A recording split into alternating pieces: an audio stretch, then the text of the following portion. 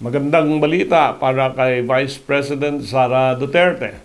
Ang Korte Suprema nag-decide na doon sa motion for reconsideration ng mababang kapulungan tungkol sa impeachment case na final nila na dinismiss ng Korte Suprema.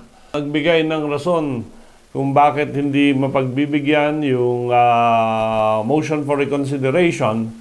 And first, sabi nila, yung tatlong impeachment complaints filed against the Vice President according to the first mode of initiating an impeachment under Article 6, Section 3, Subsection 2 ng ating Konstitusyon were not placed in the order of business within the required 10 days. Nagkamali ang mababang kapulungan nung hindi nila linagay ang referral to the Committee on Justice within 10 days from the filing of the 3 complaints.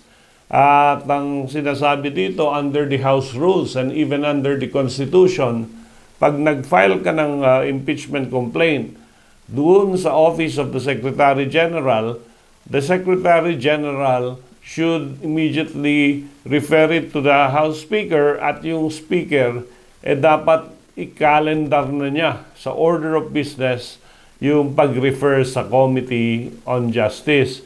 Unfortunately, dito hindi na-comply ng House of Representatives. Second reason, ang sabi ng Korte Suprema, hindi nag-comply doon sa Article 6, Section 3, Subsection 2. At sinasabi dito, an impeachment is deemed initiated for the purposes of the 1-year ban. So kailangan initiated. At ang ibig sabihin ng initiated, dapat i-refer sa Committee on Justice yung verified complaint. Again, hindi na naman nagawa ito ng mababang kapulungan. And third, mukhang hindi nabasa at naintindihan ng lahat ng bumotong congressman doon sa impeachment complaint. Kasi dito dapat yung endorsement ng pinirmahan ng House member dapat verified. Pangalawa, dapat i-attach ng committee lahat ng dokumento doon sa complaint at doon sa verification sa congressman. Ibig sabihin, magbasa naman ang ating mga congressman bago nila pirmahan yung ganong complaint. At ang fourth reason mukhang hindi nabigyan ng due process si Vice President ng mababang kapulungan.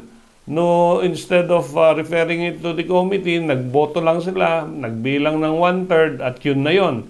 They did not give her time to dispute, to present evidence in her behalf. Sabi dito yung operative fact doctrine na sinasabi ng mababang kapulungan ay hindi pwedeng i-invoke sa kasong ito dahil unconstitutional yung procedure na ginamit. So this impeachment case now is dead in the water.